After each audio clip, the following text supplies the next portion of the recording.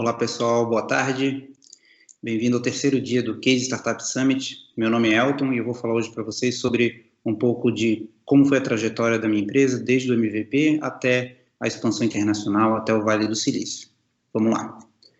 Bom, precisa contar de uma trajetória um pouco mais longa, que eu acho que é importante passar todos os aprendizados que a gente teve nessa jornada, desde o começo, para quem está começando a empreender, até agora. Então, essa história ela tem mais ou menos uns 7 anos, a gente começou em 2012, 2013, com um negócio que chamava Venture Builder. Eu montei, junto com outros sócios, o Rafael Assunção e o Rodrigo Griese, um negócio que na época a gente nem sabia o que era ainda, que chamava o app, e depois a gente até foi descobrir que era uma Venture Builder. Basicamente o que a gente fazia era matchmaking de empreendedores, co-founders, engenheiros, designers, e criava negócios do zero.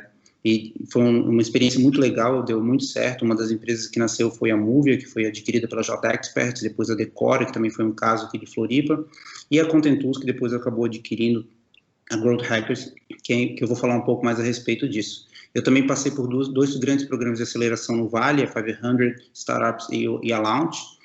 Fui um dos fundadores da Associação Brasileira de Startups e hoje sou mentor do Launchpad e também da Queretsu, que é uma incorporadora de startups, e sou co-founder da growthhackers.com. Basicamente é isso que eu vou tratar hoje com vocês, mostrar um pouco de como foi essa jornada, e eu separei em alguns pedaços, e cada pedaço alguns aprendizados. Acho que essa é uma forma da gente poder entender e também pegar desde quem está começando hoje, querendo empreender, até quem está aí talvez no momento de decisão de se continuo no Brasil, se faço expansão internacional, se vou fazer expansão internacional, para onde vou. Então, eu quero passar um pouco por todas essas fases, desde o MVP até o que é o concierge que a gente acabou fazendo. Antes, a empresa passou por uma fase de marketplace, depois a gente acabou indo para o Vale, viramos um software as a service e fizemos a nossa expansão internacional também.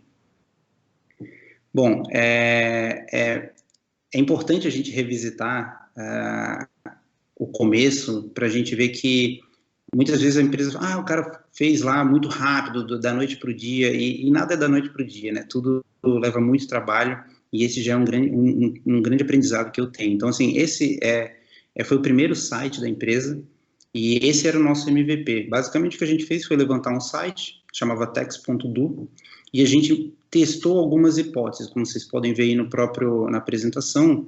A gente tem 3 ali propostas de valor, né? Tradução, revisão e geração de conteúdo. E a ideia era muito simples, vamos botar esse site e vamos ver se com esse site a gente consegue atrair pessoas, empresas que queiram ter conteúdo, seja tradução, revisão ou geração de conteúdo, feito por profissionais, o que chama de marketplace, né? E a gente tinha esse site, fizemos a divulgação do site e começamos a ter os primeiros clientes. Isso é o que a gente chama de MVP, que vem de Minimal Viable Product, para quem não conhece. E aí, alguns aprendizados sobre aquela fase, foi mais ou menos em 2013, eu considero, e aí você vai ter várias leituras, várias opiniões de mentores diferentes, mas para mim, hoje, validação é igual a dinheiro, né? Muitas pesquisas te apontam para uma direção diferente, se você vai falar com um cliente, ele pode te perguntar, você usaria esse negócio, você usaria esse produto? E eu acredito que quando você faz esse tipo de pesquisa, é muito fácil do cliente, no caso o lead, ele ainda não é cliente, dele dizer para você que ele usaria, né? Ele está, às vezes, tentando te agradar ou querendo acabar aquela conversa, talvez ele não vá ser, você não vai atacar o cerne da questão. E quando você chega para aquela mesma pessoa e fala, olha só, eu tenho esse produto aqui, ela vai te custar R$10 por mês, ou R$1.000 por mês, ou R$5 por mês, o processo de decisão dela é totalmente diferente. Ela vai querer entender se aquilo de fato tem valor ou não. E por isso que eu gosto sempre desse approach, dessa pegada um pouco mais em cima de receita, né? Você usaria, você pagaria por esse produto? Se ele pagaria, então isso para mim é considerado validação. E muito do que eu conversei também nessa jornada, e fiz muitos MVPs e vários negócios, eu via muitas pessoas com esse complexo de uma coisa meio Steve Jobs, de não, mas o produto não está pronto ainda, eu preciso ficar aqui 6 meses, 1 ano na garagem antes de lançar, e isso é uma grande falácia, né? Hoje existe um monte de recursos, vários sites prontos, até tecnologia de no-code software, hoje você consegue criar um app sem entender de linha de código, e a minha recomendação é sempre faz, vamos fazer, vamos botar no ar, não vai estar o melhor possível, não é que nem aquele exemplo ali de baixo, não é uma Ferrari, não é um carro conversível, mas o que o cliente precisa? Ele quer sair do ponto A ao ponto B? Será que um skate não levaria ele do ponto A ao ponto B? Então esse é um dos aprendizados que a gente teve, que é muito importante você dar a largada e sair um pouco daquela bolha de si mesmo, né, do seu time, de ficar dentro da garagem e esperando o produto estar sempre perfeito, que nunca vai estar perfeito. Então, esse é um dos aprendizados aí sobre MVP. Passamos pela fase de MVP, entramos numa segunda fase, eu ainda chamo de MVP, porque tinha muito processo manual. E uma coisa que eu acho que é muito legal de alguns tipos de mercados, você consegue aplicar esse processo, esse método, que chama de concierge de MVP, que é basicamente você entregar a experiência que o software entregaria, porém de forma manual. E é muito legal de fazer isso, porque você consegue entregar muito mais valor para o cliente, sem necessariamente gastar muito tempo de engenharia, que é um tempo caro, né, que é um tempo que precisa, muitas vezes você vai tomar uma decisão que ela pode te custar muito lá na frente, porque você achava que era para um caminho e de repente é outro. Então, o Concierge MVP, ele te permite isso. O nosso exemplo, a Emília, que é a co-founder da empresa, ela era basicamente a plataforma da empresa. As demandas, elas vinham ali por um formulário, e o formulário vinha, o pessoal preenchia as demandas, ela caía no nosso sistemão, que era uma planilha, e a gente fazia todo esse controle pela planilha. Quem que ia pegar aquela demanda, quem que ia produzir aquele conteúdo, quem que ia fazer isso, quem que ia fazer aquilo. Então, todo esse processo acontecia via planilha, e a gente brincava que a planilha era o nosso software, né? Era onde a gente fazia tudo acontecer. E a empresa nasceu disso, isso que é uma coisa muito legal, não existia necessidade de ter feito um grande investimento, simplesmente da gente emular, de criar aí um processo que parecia ser um software. E aí, um dos aprendizados, é um aprendizado talvez até um pouco mais complexo, mas eu gostaria de trazer aqui para vocês, que muita gente, quando começa a fazer esse tipo de movimento de MVP, acaba investindo muito tempo em cima daquele próprio MVP, e ele fica, muita gente fala de construir um avião durante o voo, coisas do tipo, dependendo do tipo de negócio, vale a pena você refletir se não é hora de dar um pause e aí construir algo de verdade, porque, mas você não falou que tem que validar logo, e just do it, fazer rápido, etc e tal? Sim, até o momento que você encontra um negócio que eu chamo de product market fit, que você encontrou o mercado de fato para aquele negócio, pessoas estão pagando, pessoas estão usando, parece que está fazendo tudo sentido, talvez seja a hora de dar um passinho para trás e construir uma fundação melhor para poder botar os andares. Isso é um dos aprendizados que eu tive, eu percebi que ao continuar o negócio daquele mesmo jeito, aquilo acabou nos atrasando um pouco em algumas decisões que a gente poderia ter tomado melhor se a gente tivesse parado. Ok, validamos, existe esse mercado, existe essa oportunidade, agora é a hora de desenvolver o produto.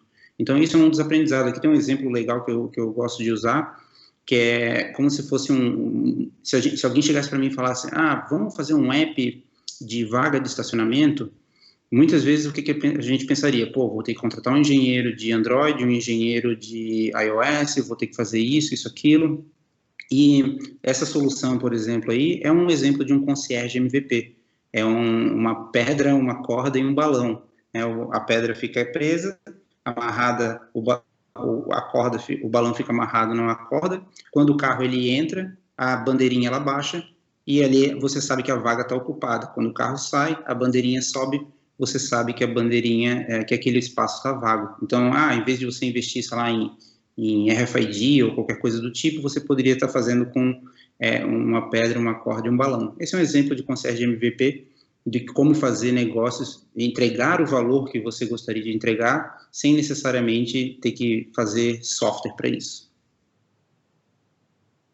E aí passamos por essa fase de validação, né? Então, fizemos o MVP, fizemos o concierge MVP, e aí chegou a hora de lançar, de fato, o software, de ir para o mercado, né? E a gente lançou o que a gente chamava de V1, que era uma versão do produto que aí sim fazia tudo por conta própria, e a gente virou, de fato, uma empresa de tecnologia, né? Então, essa ali é um exemplo da nossa tela de como ficava a visão. A gente tinha o cliente que entrava por um lado, o redator que entrava por outro, e ali acontecia toda o matchmaking, toda a produção de conteúdo acontecia lá dentro do sistema. e alguns aprendizados sobre o marketplace. O primeiro, pelo menos aqui, nesse mercado que a gente estava inserido, uma coisa que a gente aprendeu muito foi que no mercado brasileiro pouca gente quer fazer self-service, né? Eu até brinco que eu faço para mim service. Você tem, as pessoas preferem pagar mais para ter todo o serviço sendo executado do que necessariamente entrar num software e fazer tudo por conta própria. E quando faz tudo por conta própria, acaba que existe essa diferença entre custo operacional e margem pequena. Você pega os exemplos de outros marketplaces de serviço, você tem uma margem muito pequena e você depende de muito volume para poder fazer um grande business. E aí uma das reflexões que eu tenho e que eu acho que é um aprendizado que eu gosto de passar para frente, você está montando um negócio hoje, você está a fim de criar uma empresa hoje, ou já está com algum negócio e precisa, de repente, fazer uma reflexão se esse negócio é um negócio que ele é o que você quer fazer. Existe um simples framework que foi até criado pelo Sean Ellis, que é o meu sócio hoje na Growth Hackers, depois eu vou falar mais a respeito, que é uma pergunta simples com 4 respostas, que aí eu brinco para decidir se o produto ele é remédio ou ele é vitamina, né? Como você se sentiria se não pudesse mais usar esse produto? É uma pergunta simples, perguntar para todos os clientes, que muitas vezes o cliente está usando, mas ele está usando simplesmente pelo hábito de usar. E quando ele faz essa reflexão, se esse produto ele tem apelo suficiente no dia dele, ele dizer, cara, eu ficaria muito decepcionado se eu parasse de usar esse produto do dia para a noite, significa que esse produto ele tem muito valor agregado. E aí você vê no caso, no exemplo de uma pandemia, quando as empresas estão mais assustadas, estão cancelando alguns contratos, provavelmente elas vão deixar de cancelar aqueles que eles ficariam muito decepcionados, e eles vão cancelar aqueles que eles não estão nada desapontados. Cancela esse, cancela aquele. E isso é uma pesquisa muito legal de ser feita, mesmo se você já tem um negócio, para ver quanto de lock-in você tem com o teu cliente final. Esses são alguns de aprendizados aí a respeito de marketplace, de modelos de negócio que você tem match, né, entre empresas e pessoas, ou pessoas e pessoas. Bom, passamos por MVP, criamos o nosso negócio, o negócio começou a crescer, e a gente viu essas dificuldades daquele modelo de negócio que a gente tinha de marketplace, e no meio do caminho, lá em 2015, surgiu uma oportunidade da gente ser acelerado pela 500, que é uma das maiores aceleradoras, uma das melhores aceleradoras do mundo, e a gente, obviamente, aceitou essa oportunidade e fomos morar lá 6 meses, um tempo lá no Vale do Silício.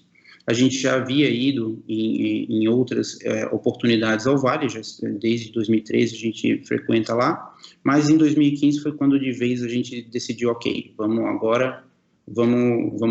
começar de verdade um processo aqui em São Francisco, aqui no Vale do Silício. E aí, algumas fotos aí que geralmente o pessoal pensa, vou lá para o Vale para fazer isso. Tem a parte que é legal, né, ganhar um torneio, um Google Home num torneio de ping-pong, a minha filha aprender CSS com livro. Tem uma parte que ela é muito lúdica, divertida, mas a verdade é que é muito hands-on, né, muito mão na massa, você tem muita coisa para fazer e muito pouco tempo. E a gente conseguiu ter muitos aprendizados ali naqueles 6 meses, que depois acabou virando parte da nossa vida, essa ida e vinda para o Vale, e passando por alguns aprendizados. Acho que esse é um ponto que eu gostaria de gastar um pouco mais de tempo, que não é necessariamente sobre startup ou negócio, mas sim sobre comportamento, e que passando todo esse tempo no Vale, eu percebi que a gente tem algumas diferenças que às vezes elas valem ser comentadas. A primeira que eu gosto de dizer é sobre Give First, que é uma cultura até do Vale, que é um pouco diferente do Brasil, né? No Brasil, geralmente, quando você tem alguma necessidade, você chega para a pessoa e fala, olha só, estou precisando disso, você pode me ajudar? Que é tudo ok, é cultural e faz sentido. Porém, nos Estados Unidos, lá no Vale do Silício, existe uma cultura de você dar primeiro, give first. E eu gosto de falar disso porque faz uma grande diferença pelo jeito que os negócios são feitos lá. Você tem que oferecer algo primeiro para fazer essa moeda de troca funcionar. Por que eu, que estou aqui na Salesforce, vou ajudar, eu vou falar com você, vamos se ajudar, e assim todo o ecossistema ele cresce junto. E até um episódio que é legal, que eu gosto de contar, que foi quando eu até conheci o meu futuro sócio, né, que esse sócio eu não sabia disso ainda, em 2015, o Sean Ellis, para vocês entenderem, ele foi o cara que cunhou o termo Growth Hacking. Então, ele inventou esse termo Growth Hacking, ele trabalhou em empresas como Dropbox, LogMeIn e outras, e fez todos aqueles processos de crescimento rápido dessas empresas do Vale, e ele viu esse padrão de crescimento rápido, que na verdade era o mesmo método que ele aplicava para todas elas, e acabou cunhando esse termo Growth Hacking.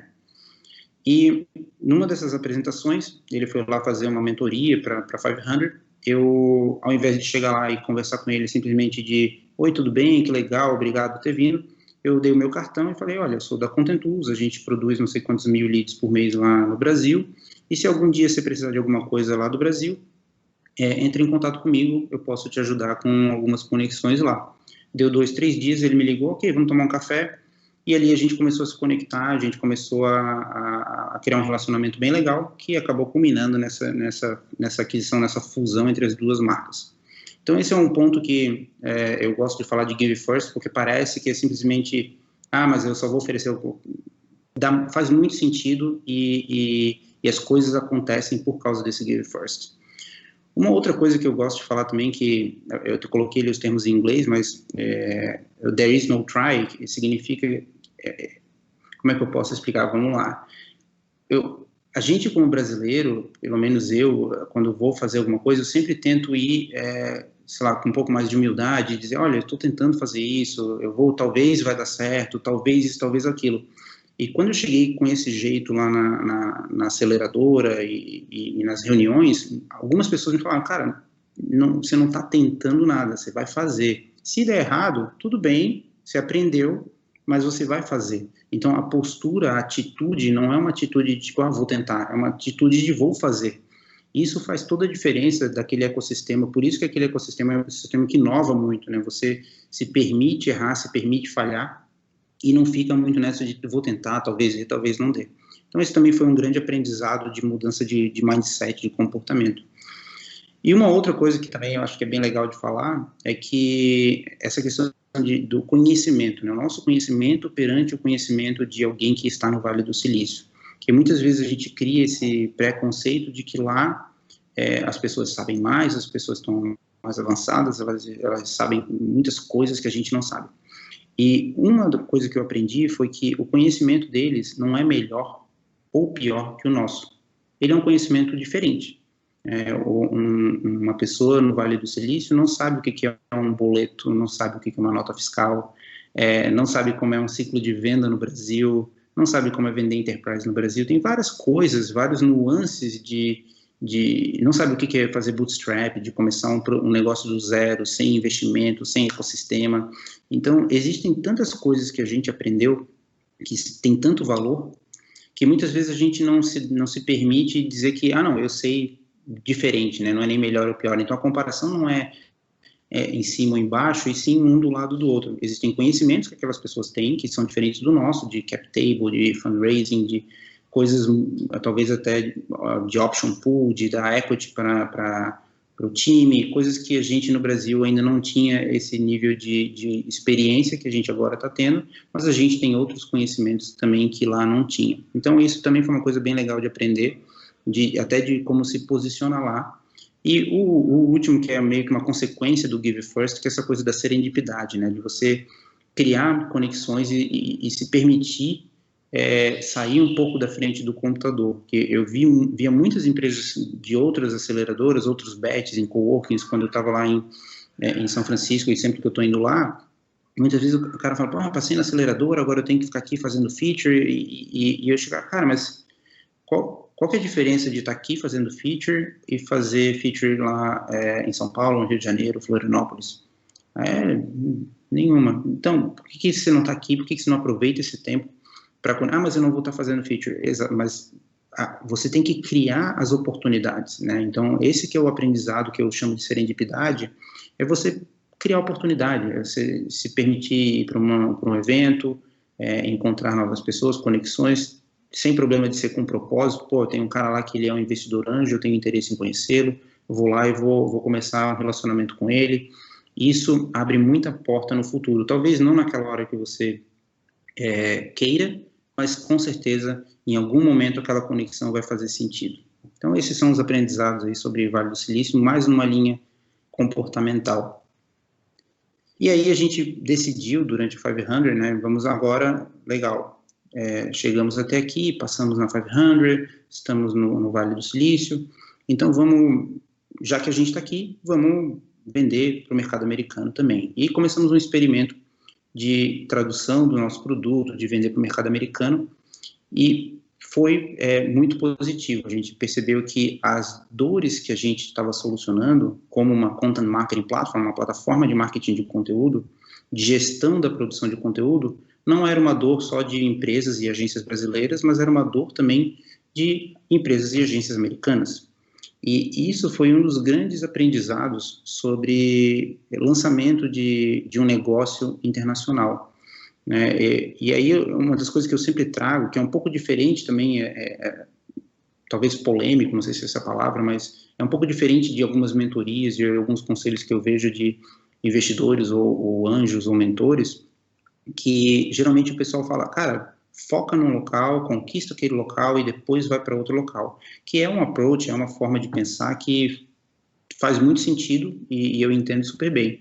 Eu hoje tenho um jeito um pouco diferente de pensar, que é dependendo do seu modelo de negócio, talvez não faça sentido você começar local. Existem negócios e oportunidades no Brasil que elas são desenhadas para o mercado brasileiro. Se você pensar, sei lá, em contabilidade é uma coisa que cada país vai ter um jeito diferente de pensar. Então, ou de fazer, ou de agir, ou processos. Então, faz todo sentido um software de contabilidade, um sistema de contabilidade, focar naquele mercado local. Já no nosso caso, uma Content Marketing Platform poderia estar vendendo no Japão, Portugal, Estados Unidos ou Brasil, né? Era mais uma questão de processos e linguagem, comunicação, marketing, do que necessariamente ajustar a proposta de valor. Então, eu sempre trago essa reflexão, né? Se você está começando um negócio hoje, será que esse problema que você está resolvendo, você não poderia estar resolvendo em outros locais também? Se sim, por que não talvez começar já em inglês, onde, se você está começando um negócio em português, você só vai conseguir vender no Brasil e talvez em Portugal, dependendo de como for o copy ali do texto do seu site. Mas se você fizer em inglês, provavelmente muitos brasileiros ainda vão poder comprar. Então, você acaba aumentando o que eu chamei ali de TAM, que é o Total Addressable Market, que é o tamanho de mercado, né? Você consegue pegar um mercado muito maior simplesmente por estar colocando o seu conteúdo em inglês. E um outro aprendizado é que se os seus objetivos, eles são... se você vira uma empresa global, se você botou na cabeça, ok, eu vou ser uma empresa global, é importante você repensar os seus KPIs, os seus indicadores. Porque no mercado americano, existe uma diferença muito grande do que é receita americana e do que é receita do resto do mundo. Existem vários nuances que muitas vezes a gente não que a gente não percebe, que é importante estar lá, entender esses nuances e adaptar todo o seu pitch para esse movimento de ser global, né? Então, talvez se você começou no Brasil e de repente você já tem alguma receita lá nos Estados Unidos, seria legal você pegar e somar essas receitas e apresentar tudo, isso aqui é minha receita Estados Unidos, América Latina, o Brasil, Estados Unidos, e apresentar tudo já como um negócio só, né, e não negócios diferentes. E um outro aprendizado que eu acho que também é importante trazer é que se seu time é pequeno, talvez você tenha que fazer uma escolha, né, que vai ser ou você focar no mercado local ou no mercado global. Mas é só traduzir o site? Não, não é só traduzir o site, não é só traduzir o software. Existe uma questão de foco, que ela é muito importante. E uma empresa pequena, uma startup que está crescendo, não consegue fazer muitas coisas ao mesmo tempo e ela vai ter que escolher as batalhas que ela vai querer enfrentar. Mas eu vou trocar o que está dando certo pelo talvez, pelo envelope em branco.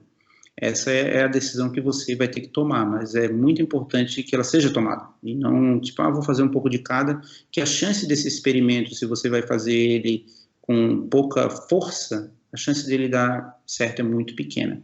Então, o meu conselho é dar foco total, dizer, cara, vou fazer isso, e talvez você, como brasileiro, e participa de um Startup Weekend, participa de eventos, etc. e tal, vai existir uma gravidade natural para te puxar para o Brasil. Alguém vai te convidar para um evento, alguém vai te convidar para fazer alguma coisa, as coisas no Brasil, o cliente vai querer falar contigo, e aí nesse momento é muito importante você ter foco e dizer, cara, eu sou uma empresa que estou mirando o mercado americano, estou mirando o mercado global, preciso tomar essas decisões e saber dizer não nas horas certas também. Então esses são alguns dos aprendizados aí sobre ir para o mercado americano, né, o mercado global. E aí passamos por isso tudo, alguns anos passaram, tem alguns slides aí, que é o slide de execução, né, que aí não tem graça mostrar muito sobre eles, que é simplesmente baixar a cabeça e executar, e isso consome muito tempo, e é a parte mais monótona, que não aparece no filme, que não aparece em lugar nenhum, mas alguns anos passaram, 2017, 2018, e a gente teve essa oportunidade, graças a tudo aquilo que eu falei no passado, de serendipidade, e conexões e todo esse arsenal de rede que a gente construiu, surgiu essa oportunidade da gente fazer essa fusão com a Growth Hackers. E eu vou explicar isso para vocês agora. O que é Growth Hackers, né? A Growth Hackers, ela tem uma ideia que é basicamente um processo de melhoria contínua. Growth Hacking significa idealizar, priorizar, testar e aprender. Você pega uma ideia, você vai lá e testa essa ideia, você prioriza essa ideia, você idealiza essa ideia, você prioriza essa ideia, depois você testa e depois você aprende com aquela ideia para que você possa gerar novas ideias e cada vez ir melhorando, né? Um processo de melhoria contínua. Já content marketing, marketing de conteúdo, é o mesmo processo, também é um processo de melhoria contínua. Você planeja, define personas, audiência, tipos de conteúdo, etc e tal, começa a criar esse conteúdo, distribuir em blogs, em redes sociais, e-books, etc, e depois analisa o resultado. Então, são dois processos muito parecidos, porém atuando em mercados diferentes. E quando eu comecei a conversar com o Sean e a gente viu que os produtos eram parecidos, isso lá em 2015, 2016, a gente já tinha visto essa sinergia. Olha, que legal, isso aqui é parecido, parece fazer sentido, só que a gente não sabia muito daquilo, ficou só, que legal, estamos fazendo coisas parecidas, porém atuando em mercados diferentes. E aqui um pouco já entrando na parte do produto, né, olhando um produto e o outro produto, a mesma coisa, produtos similares atuando em mercados diferentes. Apesar das funcionalidades serem diferentes, o propósito daquelas funcionalidades era muito parecido. Você tem um dashboard para mostrar toda a informação, uma área de planejamento, uma área para idealizar coisas, uma área para executar, uma área para aprender e todos os reportes para poder gerar relatórios, né? Então, os produtos, na sua espinha dorsal, eles são bem parecidos. E isso foi o que nos levou a fazer esse movimento de juntar os dois negócios. A gente percebeu, ok, faz sentido, vamos juntar esses dois negócios, e a gente consegue aí potencializar os dois negócios. Então, em resumo, né, a Growth Hackers, o que ela é hoje? A gente tem a maior comunidade de crescimento escalável, que é o que chama Growth Hacking do mundo, que hoje tem mais ou menos 500 mil de usuários, e há uma keyword que ela está em constante crescimento, muita gente no mundo inteiro está querendo saber sobre esse processo, de como implementar um processo de crescimento contínuo no meu negócio. Em casos de enterprise, é muito parecido com o processo de melhoria contínua de corporate innovation, de geração de ideias para dentro da empresa. Então, a gente tem visto muitas empresas indo para esse caminho de procurar a gente para resolver esse tipo de dor. A gente também tem um evento anual no Vale do Silício, que obviamente esse ano aconteceu online, mas se der tudo certo, ano que vem já vai ser de novo lá em São Francisco. E a gente reúne os principais mentes de growth do mundo, desde o head, sei lá, do Slack, Facebook, Airbnb, todas essas empresas aí super renomadas, elas se reúnem uma vez por ano lá no nosso evento para poder contar um pouco de o que eles estão fazendo que está dando certo e o que está dando errado. E a gente tem os nossos dois carros-chefes, que são os nossos produtos. Um é a Experiments, que é uma ferramenta para gestão de inovação de experimentos de growth, e a Workflow, que era a antiga Content Tools, que é o software para gestão de toda a produção de conteúdo. Então, um eu gero experimentação e ideias, e o outro eu gero toda a minha produção de conteúdo e de marketing. E esse é um pouco da trajetória aí desses aprendizados. Tem alguns pontos ali que eu acho que vale bastante reflexão. Eu preparei aqui um resumo para a gente poder conversar aqui a respeito deles. Então, acho que lá no começo, quando você está começando, o meu resumo, se você vai começar um negócio hoje, já pensar grande na visão. E isso eu acho que foi uma das coisas que talvez a gente pudesse ter economizado algum tempo se a visão ela já tivesse super grande, olhando o mercado adereçável grande. talvez tivesse evitado alguns aprendizados aí no meio do caminho, porém, sem esquecer que a execução tem que ser pequena, né? Não adianta você ter aquele complexo do visionário que vai ficar dentro da garagem 1 ano fazendo código e depois vai para o mercado e de repente ninguém quer aquele produto que você queria desenvolver. Então eu tento achar esse equilíbrio. Qual que é a visão grande que você vai trazer, pensando nesse tamanho de mercado?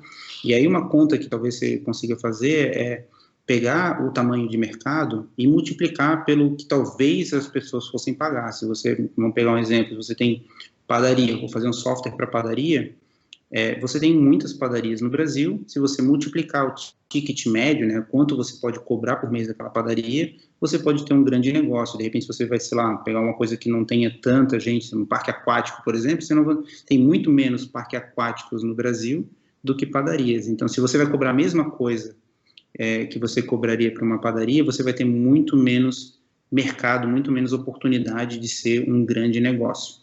Então, é esse o tipo de exercício que talvez valha a pena fazer quando você vai estar idealizando uma empresa, uma startup. O segundo, eu acho que resumo ali da segunda fase, né, de expansão internacional e como começar global, é que se a sua proposta de valor não serve apenas para o mercado local, o que está te impedindo de começar global? Eu acho que esse é um exercício que é muito importante de fazer, e existem já alguns casos bem legais de empresas no Brasil que nasceram globais, né? Então, dá para fazer, tem gente já fazendo, e aí eu acho que tem que olhar esse mercado, tem que olhar esses análogos e ver, cara, como esses caras conseguiram fazer e como é que talvez eu consiga global? Será que eu preciso ter um co-founder talvez que fale inglês, ou já pensar, enfim, tem várias tarefas aí para serem feitas, mas eu acho que vale muito a pena fazer pelo menos essa reflexão, dizer, se a sua proposta de valor hoje, ela serve para qualquer lugar do mundo, por que você está vendendo só no Brasil? E aí também um aprendizado sobre o Vale do Silício, eu acho que esse para mim é o aprendizado chave, sair um pouco da frente do computador e gastar o tempo se conectando com as pessoas. Esse foi, com certeza, o maior asset, o maior ativo que a gente levou daqueles 6 meses de aceleração e de todo o tempo que a gente passa lá, todo o tempo que a gente se conecta com pessoas novas. Essas pessoas, elas viram parceiros, elas viram clientes, elas viram investidores, elas viram enfim, amigos, e é um negócio que extrapola até o negócio. Vale muito a pena você gastar tempo com conexões. E por fim, aí agora o que vem pela frente, né? O que vem pela frente a gente não sabe, ainda tem muita coisa pela frente, mas eu acho que quanto mais difícil a escalada, melhor a vista, né? Então, por isso que eu gosto sempre de trazer essa coisa de, será que dá para olhar além? Será que dá para olhar mais? Será que vamos pensar pequeno, ou talvez pensar pequeno e pensar grande desse quase o mesmo trabalho? Será que eu vendo só Brasil, por que não Estados Unidos? Será que eu vendo Estados Unidos ou não vendo o planeta Terra inteiro?